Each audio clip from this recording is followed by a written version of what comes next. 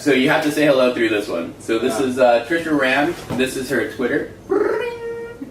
And so tell us your story. Tell us about your technical co-founder story, because I know I don't know the details, but you just got emotional before when we were talking about technical. Yeah, it was really stressful. So wait, before we start, really stressful. Okay, so basically, if you're looking to start a startup, you kind of want to have roles and delegate things out, and it's easier if you find a technical co-founder if you're business type or not a technical co-founder. And then if you're a technical co-founder, you want to find somebody that can handle the business and stuff so that you can concentrate on basically what you need to do, which is develop product. So you're not a technical co-founder. Right. Okay. So you're looking for a technical co-founder. Right, and I think that business types are just at a huge disadvantage if they can't code and they have to find someone and they're like bootstrapping their business. It's just really hard, especially here. The competition is huge. Like, it's really hard to get people to work on your stuff. You have to like really kind of like piece it together. It's just, So what has been your biggest problem? Yeah. So tell us your story. What happened with you? Yeah. So with my startup, I went through various phases of like seeking a technical co-founder. Well, tell us about your startup and tell us like your situation. Like, was it funded? Was it not funded? How far along was it? Was it when I was stages? seeking someone? Yeah, like I had an idea, and so I went seeking someone to work on it with, and started. Let's see, I talked to a few people, and then went to a startup weekend, and met some people through that, and so that was in some ways a good move. So your startup is not funded, but you started prototyping it, or is it just idea at this stage, or? I had like some basic things. I had some mock-ups, I had a little bit going on. So basically everything you could do as far as you can get without having. Right. So then when was this? This was like a year and 4 months ago, something like that. So it took a long time. I mean, I went through phases. So I go to the startup weekend, I meet some people, we like work on stuff, we don't, nothing gets accomplished. We like, I met one person and then that kind of fizzled out, and then another person, and that startup weekend, yeah. Yeah, it's startup weekends, but there are some companies that come out of startup weekends. Yeah. So Zarly, there's some like big ones. So, I don't think it's necessarily a bad strategy. I mean, you can work out like some of your details. You can figure out, how you're really going to tackle this thing and like get people excited and just, So what was your idea? The company that I am doing and the company that I started with at the Startup Weekend, it's a subscription to original contemporary art. So customers and, clients, whether it's a home client or business, can get original art pieces and sort of rotate them or so is it like a rental system or is it a commissioning system? No, it's a rental system. Right. Yeah. So you're getting for a fairly affordable monthly price, you're able to have these more expensive original art pieces, and you can either choose to cycle through them or you can earn credits if say you really like one and you want to purchase it. Right. So it's kind of like... And so it's a monthly fee to keep this... Yeah. Right. So you pay monthly, and we actually use Stripe, we were talking about earlier. Yeah. Right. Yeah, so anyway, back to the startup weekend, I think you have a lot of false starts when you're doing something like this. When you start with people, like maybe it's hard to tell how into your idea they are. You don't want to like lawyer up right away, and so then you kind of like work with them and just see how things are going. But then when it is time to lawyer up, sometimes it all just like... Right, because in the beginning you want to trust, and you feel like, especially if you're starting your own startup for the first time, you feel like hiring lawyers too early might build walls sometimes. It's like, or why didn't you lawyer up super right early? Away? Right. Oh, yeah, I think I was waiting to see like what the development was. Like if he was going to build something, and then, obviously you can build something and have it on your own server. So outside of Startup Weekend, which is like a hackathon thing, right? Yeah. Okay. Yeah. You found a guy, and he's like, I'm interested in working on your project. Yeah. Okay. So you're working on your project outside of Startup Weekend. Months go by, weeks go by, I don't know. Yeah, like weeks, maybe it's like a month. And you're considering this guy your technical co-founder. Well, we're starting to talk about these things. Okay. We're not you using paying like him labels. No, I mean, we were still like discussing the like negotiations and all that stuff, but no, we're not. We're basically like working towards some sort of like partnership. So where he would get like significant part of the company. Okay.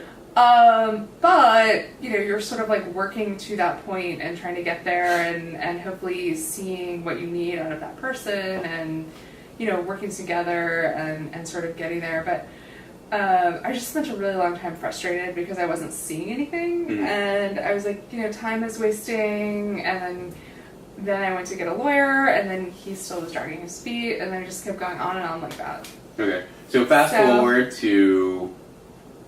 So months go by. Is he now you're No. So he's then not. I had to like, you know, I just finally was like, well, look, I'm gonna get the lawyer. I'm gonna do this. I'm gonna move forward. I just had to like move it forward. What would you have done differently in your?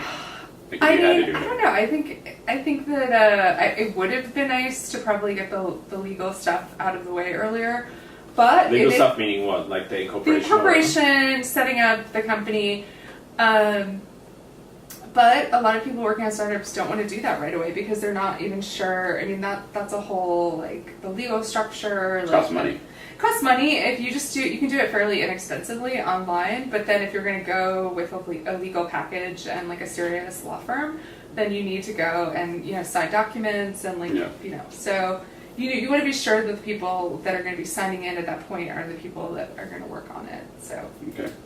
Well, I mean, I have a. I mean, I don't think that incorporation is a big deal. I mean, you can incorporate for $100 in Delaware, and if you have the docs, and there's a bunch of companies out there now. And I mean, there's some YC startups that are offering, I forgot what the name of the guys who are doing like the same docs that YC companies incorporate with, for $99 or whatever, you can incorporate with the same documents in Delaware, with the same terms and everything as a YC company. And I mean, dissolving a failed incorporation costs you $100. Like that's not a problem either, right? I don't know if. Well, okay. So what I did is I incorporated online myself, and then really what I was trying to. Where'd you do that? Did you do that through like a an service? online service? Yeah, an online. Like it was like more than LegalZoom or $100. something. Yeah, it was more than that, but I incorporated it, early on. But what with this early potential co-founder, what I was trying to do is get the, Equity split or the new incorporation, because okay. when you do it online, sometimes you don't do it right. Sometimes Right. you don't. Like I didn't do it right the first time apparently, and you just put something together, and then maybe you visit a lawyer and they're like, okay, well we have to actually do this in California. We have to set it up like this. So then you're just going to go back and redo them anyway. So you might as well do all the rest of it. Okay. So have you found a technical co-founder? Yes, I mean I have someone now that I'm working with, and we were able to get documents, and we have equity split, up and everything. But still, I mean, I still need talent. I'm still looking for developers, and like it's always like a problem. Do you want to plug your startup real quick if you want? Yeah, so it's called Get Art Up, and we're Sorry, I do that Never with the URL. puts the fucking URL. You do that either, so don't do Don't do it. anything. Yeah, because I have a special. I have the power here. Say you're looking for a technical co-founder, you're setting yourself up for failure. Because I have been the technical side now of 4 startups, and I think that if you are doing something like a startup founder should be doing everything that's required to make the company successful. And if you're a non-technical person and you're working in a technical field, and you need a technical person to make your vision come true, then you're in the wrong area, I guess. And I see a lot of people who are doing these startups that are waiting for someone to come and code their shit. I didn't know how to code when I moved here. I was I knew a little bit of Java, and that was it. And I pretty much taught myself. To be honest, you really still don't know how to code. I don't know a fucking thing. I mean, I didn't know anything about web before I moved here, and I taught myself it all in the space of a year, and admittedly my code was shit. Still is shit. Yeah. Right. I think that's one thing. And I think another thing is work on a startup that doesn't require code to be successful, right? Like I think there are a lot of startups out there who say, "Oh, I'm a non-technology startup, but they require technology to work, and I think if you can work, so Scoot, I think, is a really good example of this. I was blown away by how well Scoot organized all their shit before they had anyone technical on the team. Scoot had doodles for organizing like my orientation time, right? This isn't a company that should require technology, right? It's like, okay, you're renting electronic scooters. Obviously technology helps with this, but it's not a core part of their product. They're not selling a startup that runs. Right, they didn't build a custom web app to... Right. And now they have this now, and I think that's really good, and it makes the experience a lot better. But you also, like beforehand, they were running, a doodle with, a Google Calendar and people on email. And that was pretty much the whole company. Well, this goes back to like testing out your idea early enough, right? I mean... Well, I did all that. I did that stuff. Like, I had customers before I had an app. Right. And I went out and did all that stuff and was doing all these emails and faking it, etc. But you still are struggling. You're like, God, I just want to have an app. You go through that. So if you had customers and you had people paying, you had all the stuff set up already. Why, what's to stop you just going and getting funding and paying someone to make this happen then? What's the gap between that step then? I don't know. I think that maybe that's the direction. Maybe that's one way of doing it. I just, wanted to have a technical person involved. I think at the time when you were raising or thinking about building a project, there was a lot of hype around you have to find a technical co-founder. I think there was that big push where teams work. One guy does business, one guy's the technical guy, you're in a garage, and that was the dream at the time that people were selling, right? So that was kind of the thing to do. Right. And I think that's... Yeah, that's fair. If you can find the people to do that, but I guess I'm sitting on the other side of it, and I've been enthusiastically jumping onto other people's projects, and I've given up my dreams in a lot of projects because I thought that other people were yeah, this is a smart person and I really see where they're going with this and whatever, and I really agree with what they're working with, and then I've just seen people drop the ball and do terribly from the business side, Yeah. So it's I don't know, I'm super skeptical now of a startup founder that won't go and do that shit by themselves. So I will give all the non-technical founders out there my advice, which is probably not worth much. But you guys are technical, so I feel you're looking at it from a different... Right, so if you're looking to find one of us, I will tell you from my perspective what I look for or what red flags are to me, right? So immediately if there's someone who's non-technical that hasn't found other people to buy into the idea that are already working with them and they're just solo cases, then that's a red flag, right? And who would you want? Who else would you want? Some sort of commitment from anyone. It doesn't matter. Anyone, right? Just anyone. Okay. I would say a good piece of advice is if you don't know how to code, even if you're not wanting to code in your role, learn to code so you know what we have to do. So that when it comes time to build a product, you're not where is that thing and why is this taking so long? You kind of have some insight. And it shows to us that you're willing to learn a little bit about what we do. Well, and I think that if you run a startup that's based on a technology product too, it's you should be ready to do everything required to build your product, right? And it's okay, I'm a startup founder, I will do whatever it takes to get my shit out the door and to have people using my product. Now, if that means learning to use Photoshop in order to mock something up because I can't find a good logo or whatever, I'm going to learn how to use Photoshop. If that means learning how to write some esoteric language in order to, I don't care. I think somebody else could do it. However, I can get somebody else involved to do this in a more useful, executed way.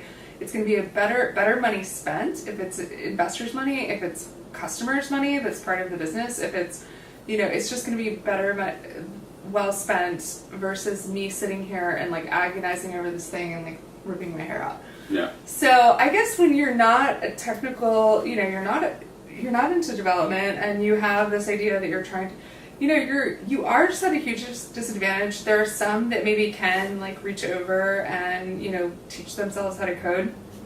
And maybe some people are just not gonna. So what has been most successful for you for finding technical co-founders? Where do you think you found most bites? Is it hackathons? Friends. Is it friends? You're using your own network is always like the theme of this show. Yeah, I think my network. Like, I reached out to like a big group, and I was like, so this sucks. Like, after all this like crazy, effort, and thinking that I had someone awesome on my team, this is just not so awesome right now. And I guess I sort of complained a little bit, but I just said, look, I'm not building something that's, this is not like rocket science. This is a basic app. And somebody could probably just sit down and write this in like a few days, or, just get a first version going. And I just spelled it out to people, and I think they realized it, and they're like, yeah, like, you know what? This is how much it's going to cost. Like, I'll do that. Like, that's easy, whatever, done.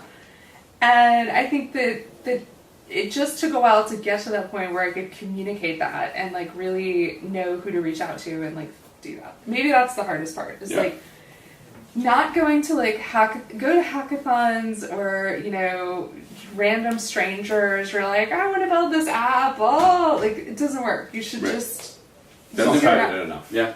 use your network and just be like, here's what I want to do. Like, how much is it going to cost? Can you do it? Like, So what about offshoring? Like outsourcing? Sorry. Did you think about outsourcing? you mean to India I didn't say it. Like or like Russia, freelancer.com? yeah. Yeah. I mean, I've looked into some of that, but again, if you're not technical, I think that there's sort of a barrier to the whole thing. You might want to sit down with someone in person and like work through the mock-ups and like. Yeah. So I'll be honest, like you, and I may be biased, but I've worked both as an engineer, but also managing an outsourced team, and also taking over a project that was outsourced. And I haven't seen a job that hasn't been either partly scrapped or wholly scrapped because they outsourced it and then didn't have anyone to support it, or it's just like technical debt that someone else has to take on at some other point, right? So if you cut corners in the beginning, you end up paying more later on. Basically, I feel like, I don't know. Are you talking about picking up someone else's code? Like, somebody else started an app and then you like hired on later to like fix or to like add things on? But I think with your app, I think it might have made sense to outsource. I just like had a friend help you out, but I don't know. I would say, in my personal experience, it's never ever worth outsourcing. If you're gonna outsource, contract with someone because the return, like, software is a living, breathing thing. It's not a one-off, And I think that a lot of the misconceptions about outsourcing come from the fact that there's people thinking of software as a one-off. You build it and you're done, and that's never the case. You build it and it's like an organic garden. Right. It's a garden. It really is. Because as you focus your business, your project or product grows, right? Absolutely, absolutely. Yeah. So I really think that if you don't have, I think there's no problem with contracting to get shit done, right? Especially if you have a well spec'd out product, if you've got mock-ups, if you've got a design idea, if you have if you have your MVP scoped out and whatever, and I think that's awesome in order to like contract people to get that shit done, because it's a good way to save equity. It's a good way to prove that you know what you're talking about. Like, if someone had come to me and was like, I've built this fucking idea V1 and it's taking off and whatever, and it was all with contractors, and I want someone who's really like bought into the vision, and I want someone who's committed here, right? Like, that to me would signal a lot of good things. If someone came to me with that and said, hey, you should like jump on this, this is something you're passionate about, like come join in on my startup, I would be like, that would be very convincing to me. That said, if that like, if you don't have the money to get it built in America, not necessarily. Don't go to Australia. Definitely. Do not contract to Australia. They talk this weird fucking language. Yeah. You can't understand a word. Their code comments don't make any sense. And they're all speaking Welsh there. It doesn't make any sense. I would highly advise against that. No offense to Australians, you're just terrible people. Just a bunch of. I'm just kidding. I'll edit that one out. Yeah, please. I'm working on that joke. Yeah. Sorry. I don't. No, but I don't think there's anything inherently wrong with contracting out. But I would never outsource. I would never take my projects to India. Agreed. I will say Never, ever, ever. Okay, so if there's one thing that other non-technical founders should know, there's one thing they leave with, what is it?